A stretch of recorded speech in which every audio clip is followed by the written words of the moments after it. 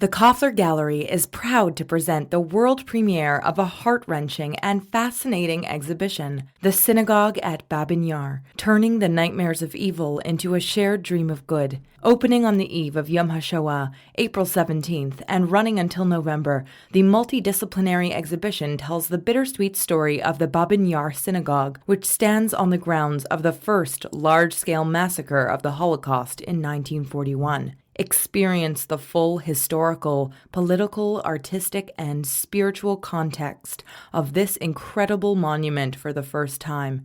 The exhibition is free of charge. To learn more, visit kofflerarts.org. I had that moment, like, if you can picture me with a desk of papers and, like, you just swipe everything off the table. You know, I have a board of whatever's shows. on our schedule Whatever's is on gone. our schedule. Yeah. I'm going to move everything around to accommodate this. Hello and welcome to Culturally Jewish. I'm Ilana Zakon. And I'm David Sklar. Join us as we explore Jewish art, culture, and identity in Canada. Mama always wanted me to be a doctor, but I became an artist and that really shocked her. Now I'm interviewing people in the biz, pros, and newish, but all of them are artists and they're culturally Jewish. Today, we will take you behind the scenes at the Segal Centre for Performing Arts in Montreal, where we talk to Lisa Rubin, the artistic and executive director of the theater, as well as the director of the show that is now playing until May 14th, Prayer for the French Republic. We also get a chance to talk to various actors, audience members after the first preview, and chat with some people during their rehearsal breaks. Prayer for the French Republic is about a Jewish couple in 1944 Paris facing the impact of the Holocaust. More than 70 years later, their great-grandchildren find themselves facing the same questions as their ancestors. Are we safe? Joshua Harmon is also the playwright who wrote Bad Jews, which actually David was in a production of in his hometown. And it won the 2022 Drama Desk Award for Outstanding Play. So Prayer for the French Republic is a show about history, home, and the effects of ancient hatred. Thank you. You'll have dinner with us? Sure, yes. Thank you. We're not strict here, just traditional, so... I don't just follow. Traditional, you know, we light the candles for Shabbat, dinner, you know. Still don't. Shabbat. You don't understand me, Shabbat? Oh, do you mean like Shabbat?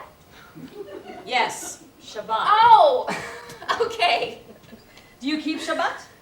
No, I don't, but I'm not really, Not what? I wasn't raised with any religion. But you're Jewish, no? I guess technically, but I don't believe in organized religion. I actually think that if we could end all religions immediately, we might have a chance at saving our planet. But I totally respect if you want to believe. It's just not for me. Well, welcome. Elodie, would you like to say hello to our American cousin? This is Molly. Hello. Nice to meet you. Elodie is quite, tired.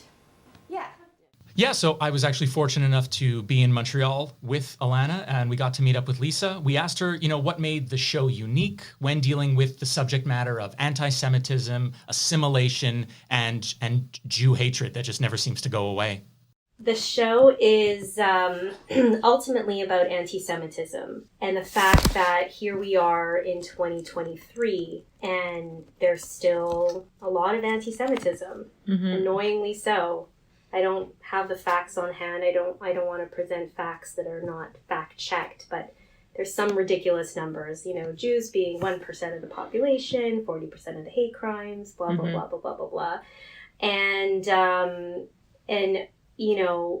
we have so much Holocaust material. There's so much about the Holocaust.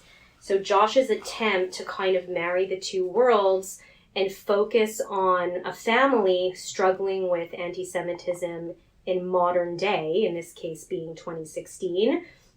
When you talk about any kind of anti-Semitism, it's very, very hard not to bring in the Holocaust as well. Because we're supposed to have learned from that. So the idea for this play is to show the generation of the survivors and then their family, their descendants, who unfortunately in 2016 are grappling with the same questions that their grandfather was asking in 1944. So it's interesting because the play really features 3/4 of the play takes place in 2016 and only a quarter in 1944. But I think that's very intentional because we have so much material about the Holocaust already, and it's how that's impacted us today, and also to never forget. That's what we're supposed to be learning from. It was really interesting to hear her respond to our question about what made her choose Prayer for the French Republic for this season at the Segal. I see a lot of theater, a lot. And, I don't love everything I see. How could you not? And then, of course, most of the things that I love are musicals, and we can't just always be doing one musical after another. And I'll never forget, hearing that Josh Harmon had a new play, wanting to go to New York to see it. It was still in the pandemic. It was at the time where everyone had to be masked. They were checking your vaccination passports. It was a big thing that theaters were even open again, but you could still feel that there was a little bit of uncertainty. I went to see the play, and I was just so blown away that I had that moment, if you can picture me with a desk of papers and you just swipe everything off the table. I have a board of whatever's shows. on our schedule Whatever's is on gone. our schedule. Yeah. I'm going to move everything around to accommodate this. Right. And that's really how it felt to me after seeing, I knew that a lot of theaters won't do this play. Why so? Well, there's 11 actors, it's long, and it's very high Jewish content. Right. And it was competing against Leopoldstadt, which had already transferred to Broadway. So this didn't even have a chance, even though it won all the Drama Desk and it won the Outer Critics Circle and it won everything. Producers are like, Leopoldstadt's right there next door. What are we going to have there? The timing, it's that unfortunate thing with timing. And I felt like I can do this again, because if not us, then who? So I also was curious because I wanted to highlight some of the differences between other shows with heavy Jewish themes. And one example was Leopoldstadt, which was on Broadway. I was lucky enough to see it when I was in New York, where I felt there was this difference between something like that show and Prayer for the French Republic. Leopoldstadt was doing this sort of epic arc of history dealing with Jews from the 1880s all the way till 1960. The difference I kind of found, and I was chatting with Lisa about, was when it came to Prayer, this dealt more with the dynamics and drama of family. And I think that's what I found special about this particular show, where they were dealing with their internal conflicts as opposed to external conflicts happening outside. In Leopoldstadt, Tom Stoppard, it was his discovery of his Jewish roots. Right. So someone who had no Jewish background all of a sudden discovers they're Jewish, and they're going to now represent and make an homage to their own awakening and their own discovery in honor of their family. Mm-hmm. Whereas Josh is the opposite. This is if you've grown up in a Jewish family and you live a cultural Jewish life, every character is someone in your family. Yeah. There's that familiarity that he has that Tom doesn't. But as you said, Tom represents this incredible historical family saga that is also quite spectacular. This one to me just feels, more real in so many ways. When David and I met up at the theater to interview Lisa, we happened upon Felicia Schulman and Richard Jutra, who are both actors in the play, having a lunch break. And we went up to them and chatted with them and wanted to ask Felicia a bit about the emotional journey of this rehearsal process. Both David and I have read the play before, and it definitely delves into some deep subject matter, whether it's talking about, how Jews feel about the conflict in the Middle East or dealing with modern day antisemitism. There's just so much in there. And we just wanted to be respectful of the actors because they're on their breaks, right? They're dealing with a long show. So we're like, should we interview? Are you feeling comfortable? Is this an okay? Because you never know with actors. They're like, leave me alone. I need my 20 minutes to not talk to anybody. And it was funny because at first Felicia was saying, I'm so tired. I barely slept last night. And then she just started getting so into it. We were like, okay, we got to record this. And we just have to make note that there is a lot happening in the background because obviously the show is still in preview mode. So they were still setting up and tearing down things, which you will hear in the back when we talk to her.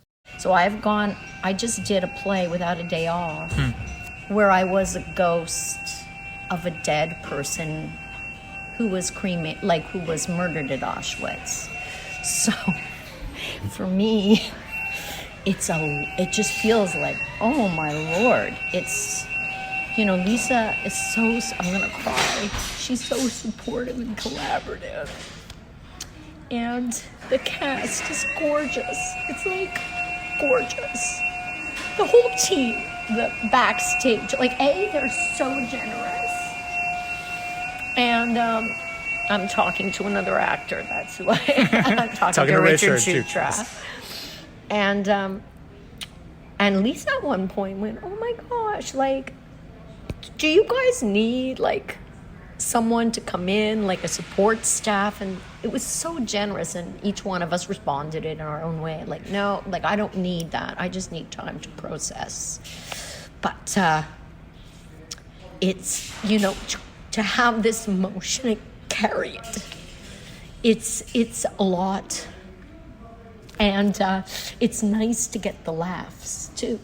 In that vein, when we were in Lisa's office, we asked her a little bit about moments that the cast and crew experienced with their Jewish connectivity in relation to the play. There were a large amount of Jewish actors in the show, as well as some non-Jewish actors. And Lisa told us about the details that the actors wanted to go into to make sure that it felt true to their own experience. Because I never really saw it before, but the fact that the Jews in the cast are so obsessed with the authenticity of what would the Afikomen be in, and you would never have Shabbat candles that have dripping wax that you've reused. No one ever reuses Shabbat candles. The level of authenticity that the Jews want in this production is like everybody else. We're I love that. So it was a really fun moment. And then, Eyal's grandmother was a Holocaust survivor. So Eyal's an actor in the show. Eyal's an actor in the show. Felicia Schulman is always crying, so I'm sure it touches her. Yes. Ellen David, in particular with her relationship with Morris Podbury, who plays her father, who's 89, connects deeply to the relationships there. And I think generally we all feel like these characters. So we laugh a lot. We just constantly laugh how this feels just this is my mom. And when I'm this is my brother. This is, we're just, it's really airing your dirty laundry, basically.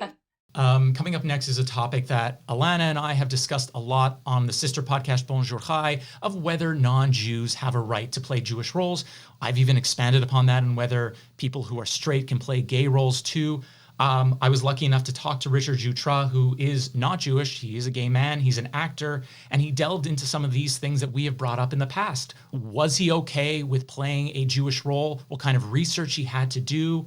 And whether he feels that that is an okay thing as an artist to do. If anyone has listened to Bonjour Chai, I have a lot of opinions on this, but I do know Richard personally, and I know he's a really good person. And I think one of the conclusions we came to in these old conversations was if someone really comes at it with an open heart and they're really trying to give an authentic portrayal and they're doing their research, and I know, as he will mention, he's best friends with Felicia Schulman, who is, grew up Jewish and everything. And I feel like if there had to be someone, Richard is a guy that is an incredible actor, and he's a really good person. So I was curious to hear what he had to say on this. I'm an actor. I've been acting since I'm 15. I just finished a show at the Centaur where I played a gay Italian guy, Steve Galluccio's at the beginning of time. I'm not Italian, but I'm an actor. I tell stories. I get why there's this thing of, Jewish people should play Jewish people, and, but I'm an actor, and am I supposed to play a Quebec gay man for the rest of my days? So no, there was not a problem whatsoever.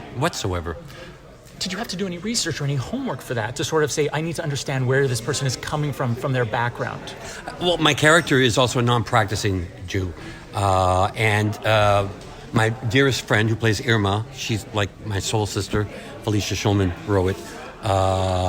She gave me a lot of information. I did do research when it came time for the Crusades, and I'm still learning as we're going along. This was our first public performance tonight, which for me, as also the narrator of the show tonight, it was just wonderful to have people so I could connection with folks.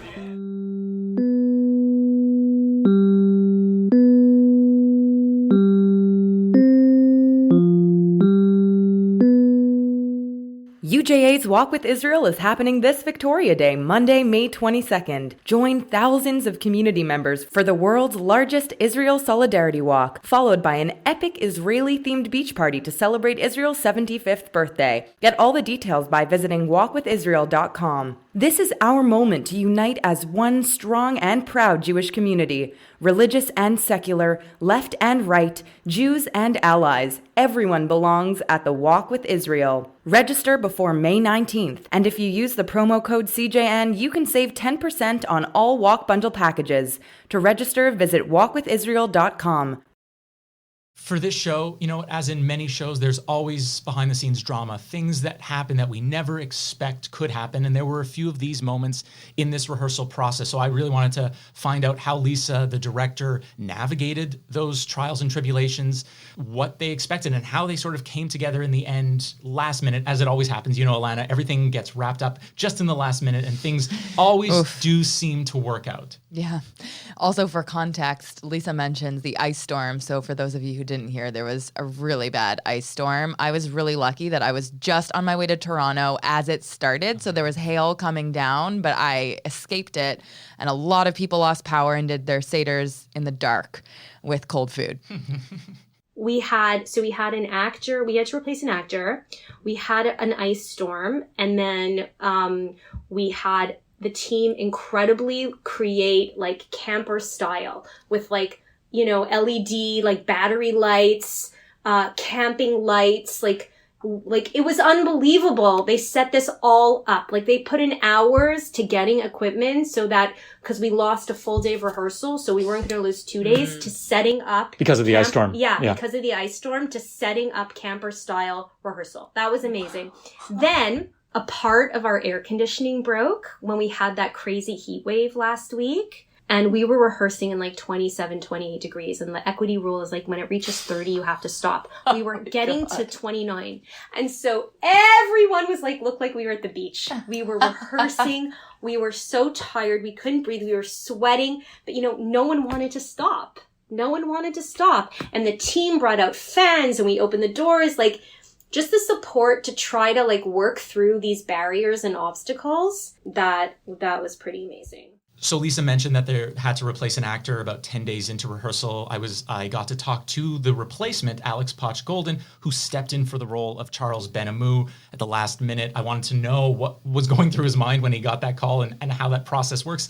Ilana, has that ever happened to you in a show? It's not happened to me, but I've heard stories from friends that when they get a show really last minute, like a friend of mine had to learn an entire script in 48 hours, and he said that something just shifted in his brain. Sheer panic. And he would like read it, and every hour at night he'd set an alarm, so he would like sleep for a little bit, read more script, sleep for a little bit, and it all just absorbed because of the stress. I remember seeing a show at the Centaur. I don't remember what show it was, but it was a number of years ago, and it was a similar situation, but the actor had gotten sick, so they had to bring in a replacement 2 days before the show opened, and they had the stage manager on book so that he could call line. He only called line 2 times, and it was a really long show, and his performance was honestly better than the other actor.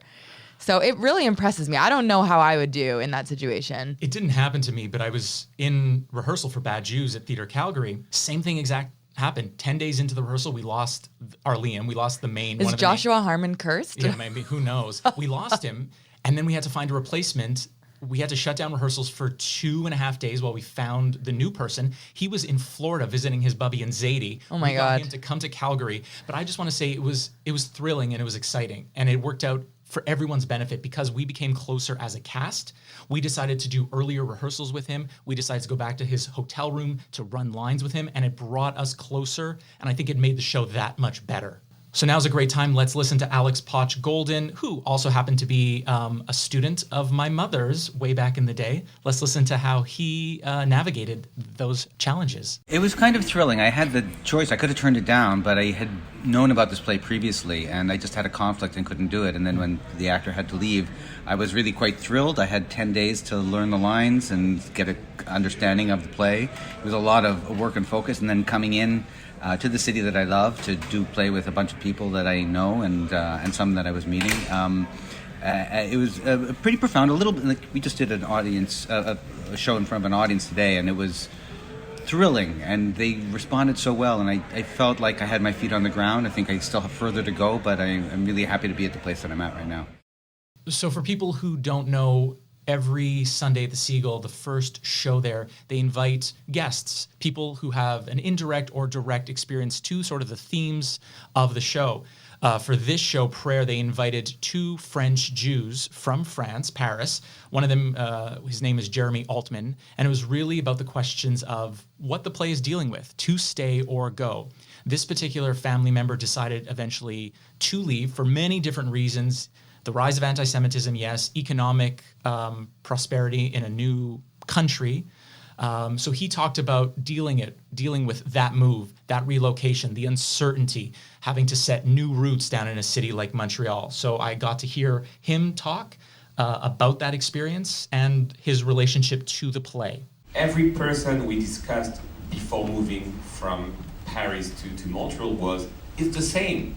It's going to be the same because antisemitism is everywhere, number one, and Quebec is just like France with maybe a decade or 15 years difference. It will be the same. I've heard that a million times, and I disagree very strongly, only because the diversity of the Montreal or the Canadian population is so that you have a Portuguese community, you have a Greek community, you have a Lebanese community, you have a Jewish community. Everyone comes from a different background. Everyone is an immigrant, or a son or a daughter of a grandpa or a grandma that came here many, many decades ago, and everyone has roots and is proud of their identity. So yes, you will find incidents, but not the same hatred. I find that I could be who I am at work, in my personal life, and respected for who I am. I don't have to hide myself. Yes, here and there you will have a swastika or something coming up, but it's a very different levels. We then chatted with Lisa about what she hopes the audiences will take away from the show and what types of conversations she hopes that the show sparks. And I got to interview Ellen David, who plays Marcel Benamou, about the play and why the messages are still important. It was so nice for me to hear Ellen's voice. I only got to listen to the interview that David did afterwards because I worked with her on my show Mazel Tov last spring. She was the director of my show. I really love working with her, and it was nice to hear her share her experience. I wanted to kind of help the Jewish community feel seen a little bit, because so many people hide because we're so afraid to offend somebody. So I feel like this gives a chance for Jews and the many voices to be able to be validated in thoughts or feelings that they have about what's going on. Yeah. And so if it just does that, a little bit of reassurance, and then people still shut up and they don't want to offend and we don't want to talk about it, then great. And then, for non-Jewish audiences, I hope that it shows a little bit about what the modern Jewish experience is like, and that it's not black and white. It's very complicated. And you can be friends and lovers and family members and all have different opinions. I think it's important for people to see this. There was someone who asked me earlier, someone in the education system, do you think younger people should see a play like this? And it's a long play. It's a 3-act play. It tells a sweeping story. We go back and forth in time from 2016, 2017 into the 1940s. But I think it is important. It is something that younger people should see because, as I said earlier, we're not so far removed from these types of events happening. Just a few days before we had one of our rehearsals, a synagogue in Montreal was, adorned with swastikas. So it still goes on. You still feel this kind of rise happening in the world. The hatred is there. And I think we need to, we say never again, right? But we have to kind of see it and feel it and address it and hope that we can all collectively as a race do something about it. My son says we won't hate them, and I say no, we won't. We'll do the best. We'll try to move forward and do what we can. And even though we're asking the same kinds of questions that we were asking many, many years ago after the wars. I saw the first preview Sunday afternoon, and after the show was over, I wanted to talk to some audience members to get their honest reactions. There were a lot of bubbies and zadies in the crowd, but I really wanted to hear their experience. I also got some younger people. I wanted to hear all the different generations and how they viewed the show. I loved it. I think you definitely had a lot of heavy stuff, but then kind of moments of levity to kind of nicely balance, and then just kind of ended with nailed the ending, I thought. But very informative. Gotta be honest, I learned a lot from it today. Maybe dictates I should probably read a little bit more, but no, I think everyone was great and the performances were awesome. Yeah, I think that this type of a performance should be disseminated a little wider than, say, Montreal's a big city. Everyone should see it. I wrote to a couple of people already that they must come.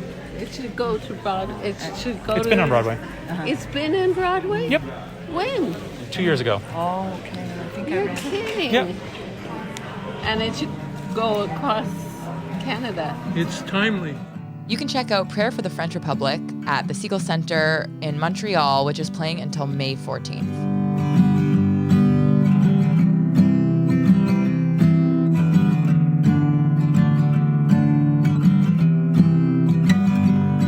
It was really fun to be able to record in person. This is actually the first time ever that David and I have interviewed a guest in person, because everything we've done on Bonjour Chai and Culturally Jewish has always been virtual, or the two of us are in the same room, but the guest is virtual. So that was really a different experience. It really was. It was good. I had a great time. Yeah, me too. It was really invigorating, and so many great people working on that show. So it's nice to be able to just kind of pop in, say hi to some friends. And catch up with people I haven't seen in years. Yeah, we kept running into people in the hallway as we were leaving the theater. So David, aside from the show, what else has been on your radar Jewishly? This past week, before I came to Montreal, I sat down with Jack Grinhouse. He is the new artistic director of Vertigo Theatre. He comes by way of Toronto up to Prince George and then finally landing down in Calgary. He is a Jewish director. He has done lots of work across this country. So I was able to interview him for the Alberta Jewish News, chatting about all his hopes and dreams for the future with Vertigo Theatre in Calgary. And it was just great to catch up with him because I've worked with him as an actor twice on 2 different shows. So if audience members want to go check out that article, where can they go find it? They can go to albertajewishnews.com. I think Not .ca? .com? It is .com. albertajewishnews.com, yes. That's fun. I'd been mentioning to Lisa that I've been getting a lot from being in the Jewish Arts Mentorship Program at the Segal Centre, otherwise known as JAM, the acronym. That's my jam. And I've been learning a lot in so many different ways. We have different guests that come every month. So last month we had Rabbi Grishko from Temple Emmanuel in Montreal, the Reform Synagogue, and we had an artist come in from New York who is coming to give a talk at the Jewish Museum. But one small fun takeaway, as in addition to the guests, is we get to have these chats with the other artists, and we had a discussion about what makes art Jewish. Is it just a Jewish person creating the art, or is it when there's actual Jewish content? And we all shared something that had moved us that we'd seen, whether it was theater, film, visual art. And there's a series that if you haven't seen it yet, you really have to check it out. That was recommended by someone in my cohort. Fleischman is in Trouble. David, have you seen it? I have. Oh, I'm getting a sense in your voice that you didn't like it. I did not. Oh, wow. Why not? I found no redeeming qualities about him. Yeah, the whole point was the show is exploring complicated people. Yes, complicated, dickish people in a sense that I was like, none of... No, keep going. No, I have thoughts. None of it is like, I want to get her perspective. I want to see the back and forth between these two characters on where it's coming from his side, but then we get to see her side of where it's coming from. We did get to see her side. Very, very late. Yeah, but I think that humanized, I mean, I don't want to give any spoilers, but the show I thought was really well done. Jesse Eisenberg plays the lead and Claire Danes plays his partner. It just goes to prove that there are no happy people in New York City. I thought there is a lot of real Jewish moments in that show. The Judaism was so authentic. They didn't over-explain it. It was just present, and the acting was really good. I thought the writing and the characters were really strong, and I keep having these different debates with people about which side they were on, his or hers, because everyone has a different opinion, which to me means that the show is successful. If it makes you really question the morality of the characters. I couldn't get into it, to be honest. It was more frustrating for me than anything. Well, if you watch it, you can let us know whose side you're on. Please.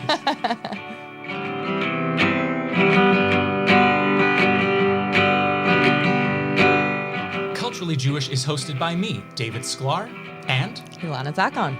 We're produced and edited by Michael Freeman, and our theme music is by Sarah Segal-Lazar.